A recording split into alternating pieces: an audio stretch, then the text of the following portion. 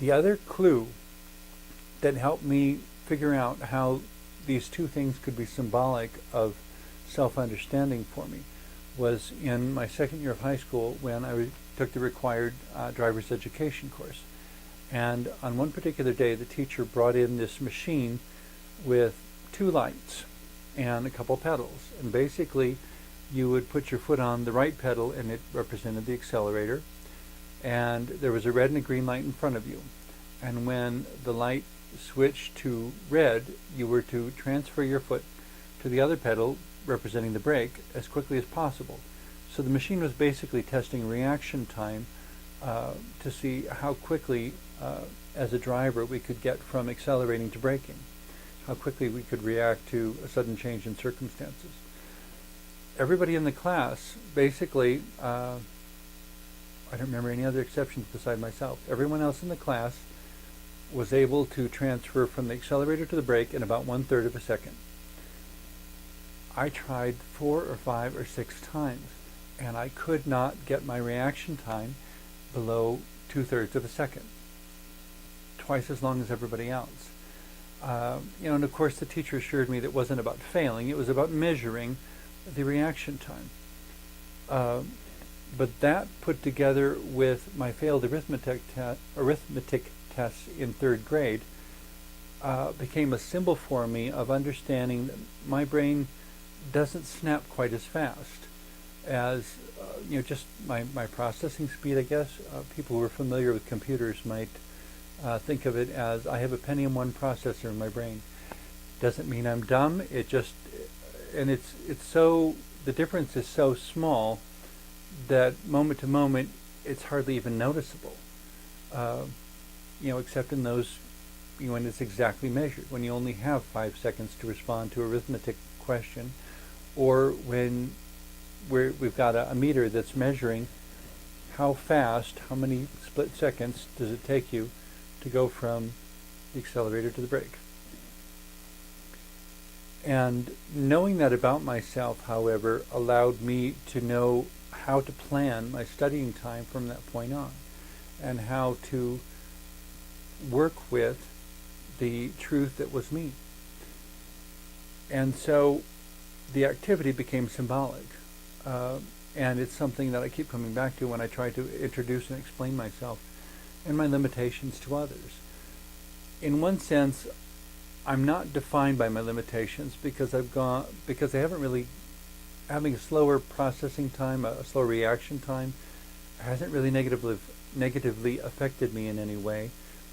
It's just that it allows me to plan my work time more carefully. And so when I'm in traffic situations, for example, because of what I learned in that driver's ed course, I give myself a little bit extra braking distance than perhaps the average person does.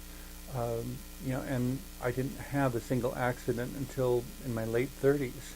And even then, my first ever accident was being stopped behind a commuter bus and someone not stopping and hitting me from behind. But the point of understanding the question of things being symbolic is to look at any object or event or pattern in your life and not to insist that it means something. I'm going to have a bad day because I broke a mirror this morning. No, it's not that it has to mean something, it's that it might mean something. And the encouragement I would give is to take whatever's helpful and let the rest go. Because there's a lot of things that happen in life and we don't need to consider ourselves puppets to everything, but it's not really that something else has to control us like puppets. It's that all the other stuff is information coming in.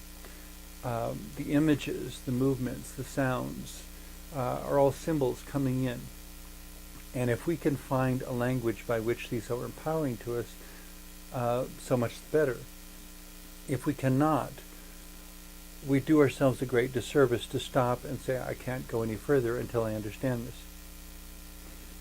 Because it may be a cumulative process where you learn a little bit here and a little bit there and a little bit there, and finally at the end it all comes together. when I was studying German language in high school, the teacher suggested somewhere fairly early on that you know that you've really learned a language when you stop translating in your head. When somebody says something in German and you answer in German without first thinking of the English sentence, that's when the symbolicness of the sounds or words or whatever you see has made a complete jump. And the symbol now is fully embraced, it's fully there. Until that point, there are lots of symbols in our life that may have a little suggestion. They may tell us what questions to ask, but they don't necessarily give us the answers right away. You know, just like those arithmetic tests in third grade didn't tell me what was wrong, but it told me what to watch for. Things that have to do with reaction time. And when I got another opportunity to test reaction time, then it finally made sense what was going on. And then I could begin to work with it and make all kinds of accomplishment, but at my own speed, not perhaps as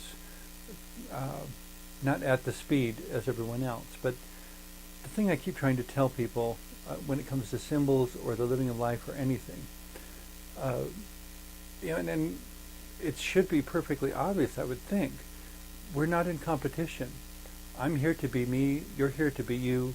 What's symbolic to each of us varies, and it's okay. It doesn't matter if it's different as long as for each of us it's empowering. And ultimately, our spiritual walk, our spiritual success, if you will, has the very real potential of being symbolic for those who come after us, demonstrating to them relationships with the divine,